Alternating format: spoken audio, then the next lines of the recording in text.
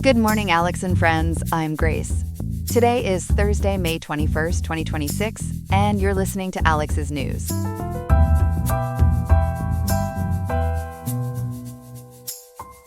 In Riverside, we are looking at a pleasant day with a high of 83.1 degrees and a low reaching 58.4 degrees. It is a great day to get outside and enjoy the mild temperatures. On today's show, we will be examining the rationale behind the Trump administration's decision to prioritize white refugees arriving from South Africa.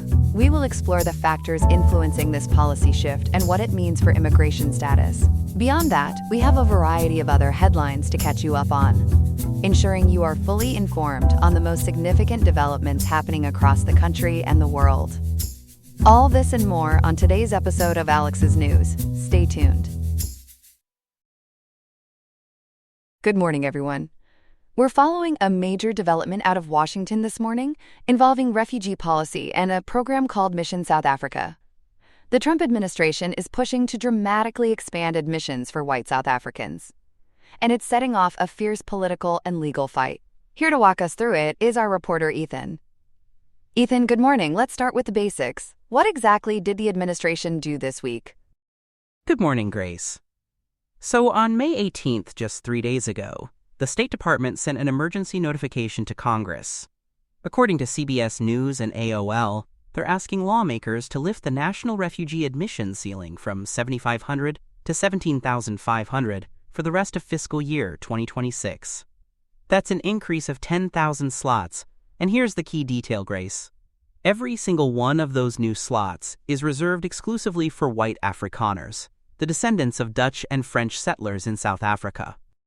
10,000 slots set aside for one specific group. How does that compare to what's happening with refugees from other countries right now? It's a striking contrast. As reported by Democracy Now!, the administration has effectively halted refugee admissions for almost every other nationality, including people fleeing war zones and religious persecution. State Department figures obtained by CBS News show that between October 2025 and April 2026, the U.S. resettled 6,069 refugees. Of those, 6,066, or 99%, came from South Africa. Only 3 came from Afghanistan. And the proposed expansion is estimated to cost American taxpayers about $100 million. 3 people from Afghanistan. That's a stunning number. Take us back to how Mission South Africa actually began. The story really starts back in 2018, when President Trump first directed the State Department to investigate what he called farm seizures and the killing of farmers in South Africa. Then, when he returned to office, the administration formally launched Mission South Africa through Executive Order 14,204 on February 7th of last year. That order suspended all U.S. foreign aid to South Africa, citing what the administration described as state-sponsored racial discrimination against the white minority. It was a sweeping move, and it set the stage for everything that's happened since. And there have been some prominent voices pushing this narrative publicly, haven't there? That's right. The administration's stance has been heavily influenced by a South African advocacy group called AfriForum, along with high-profile supporters like Elon Musk, who have used social media to amplify claims of, quote, white genocide, end quote. The first physical arrivals under the program happened on May 12th of last year, about a year and a week ago today. 59 white South Africans, mostly farming families, landed at Dulles International Airport. They were greeted by high-ranking officials and given rapid work permits and agricultural placements across the American Midwest. So that's the backstory. Now the administration is calling this latest push an emergency. What's their justification? They're pointing to a specific incident from December 16th of last year, about 5 months ago. As reported by The Guardian and PBS, the State Department cites what it calls escalating hostility from the South African government, specifically a raid on a U.S.-funded refugee processing center in Woodmead, Johannesburg. During that raid, South African authorities arrested 7 Kenyan nationals who were working at the facility.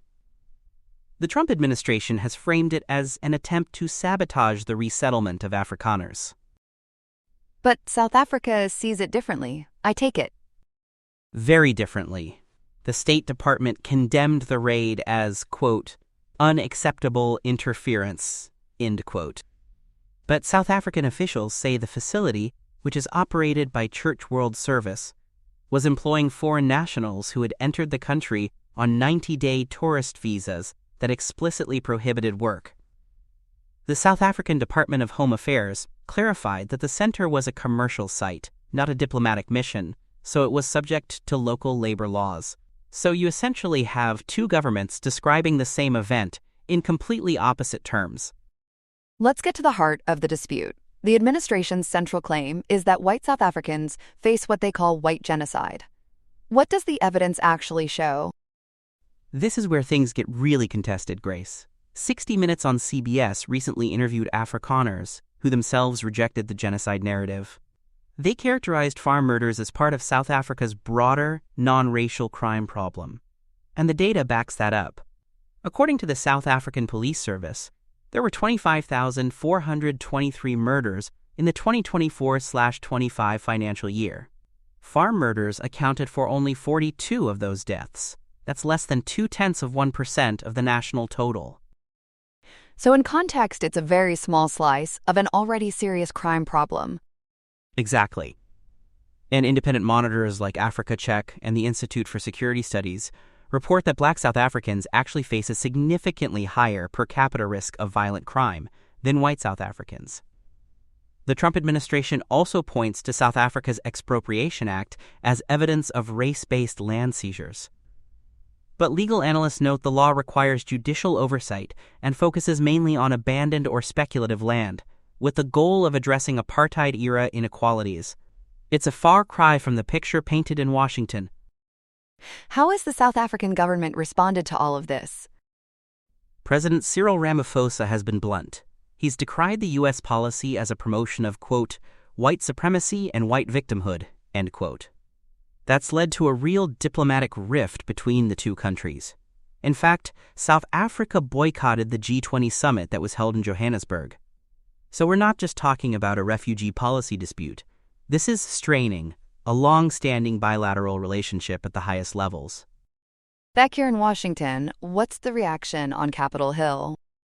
As of today, the proposal is in what's called the mandatory consultation phase with Congress. ABC News and NPR have noted that Democratic leaders, including Representative Jamie Raskin and Senator Dick Durbin, have condemned the move as racially motivated and unlawful.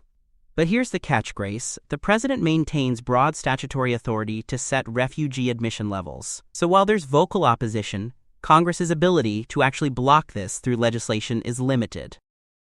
If Congress can't easily stop it, the courts become the main battleground. Where do things stand legally?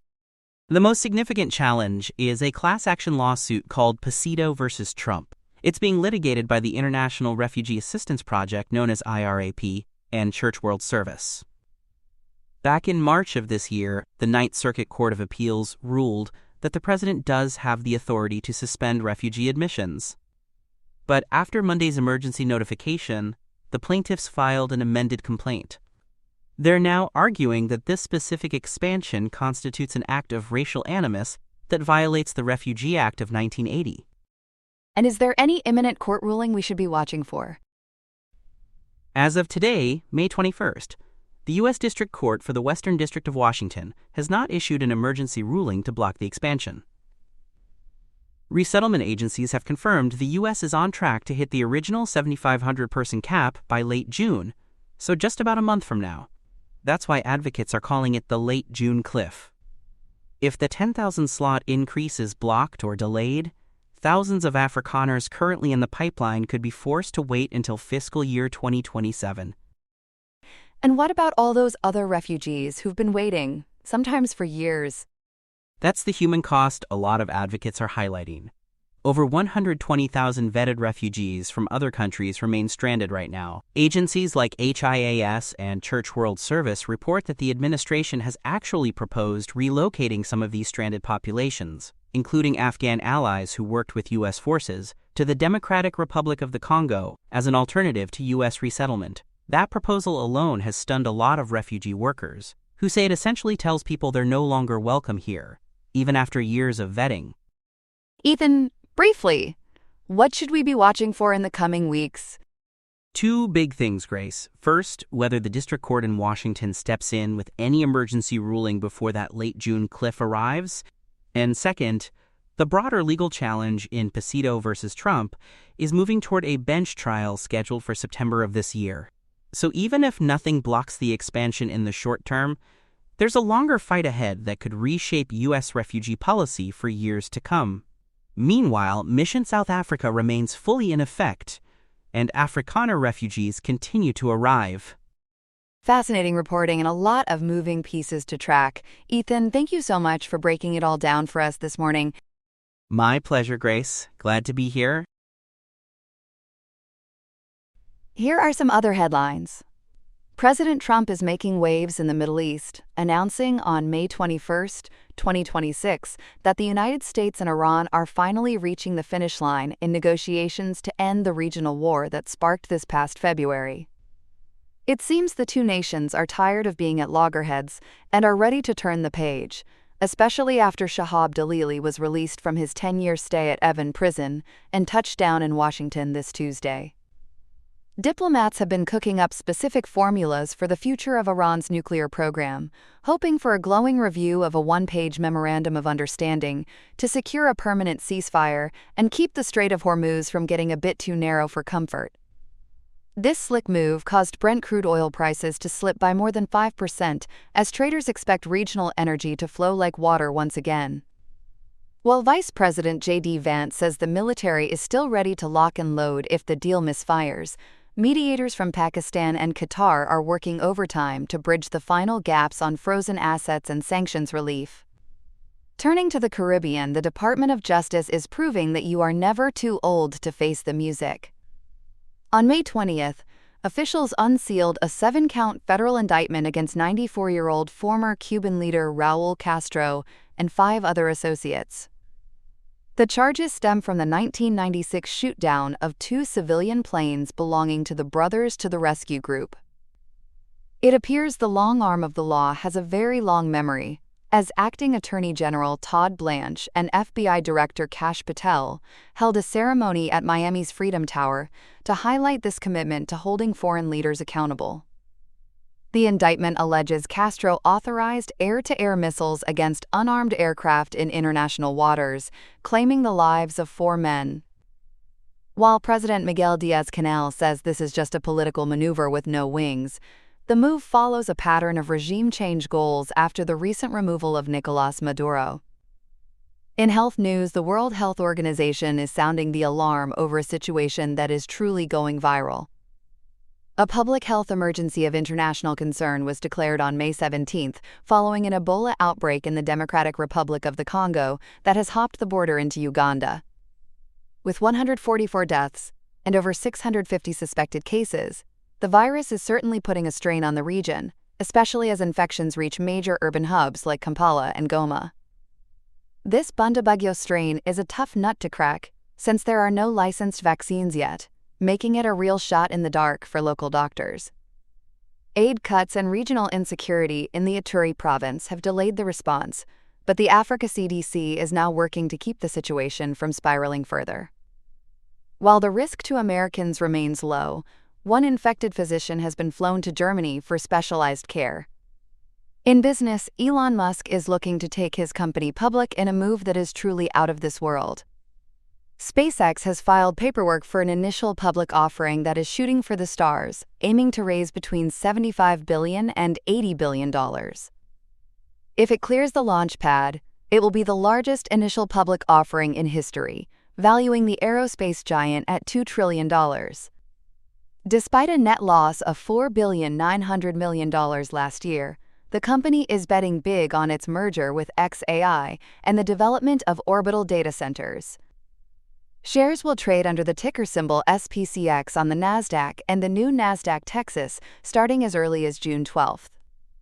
Musk will keep 85% of the voting power, ensuring he stays in the pilot seat for his long-term goal of colonizing Mars, while major banks like Goldman Sachs and Morgan Stanley serve as the lead underwriters.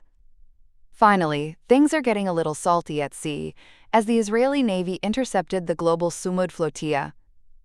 The humanitarian aid convoy, consisting of 50 vessels and 430 activists from over 40 countries, found itself in deep water about 250 nautical miles from Gaza. While Israel says they only used non-lethal means, activists claim the Navy really went overboard with reports of beatings involving an Italian journalist and a lawmaker. This third major naval standoff since April has sparked a boatload of diplomatic complaints from Turkey, Spain, and Pakistan. Many of those detained at Ashdod and Ketziat prison are now being prepared for deportation at Ramon Airport, as the world watches to see if this incident will rock the boat for the current ceasefire. That's all we have for now. Today's episode was made by Alexander King with Claude Opus 4.6, Gemini Pro 3.1, Gemini Flash 3, and Google Cloud Text-to-Speech. I hope you have a great day. I'll see you tomorrow, Alex.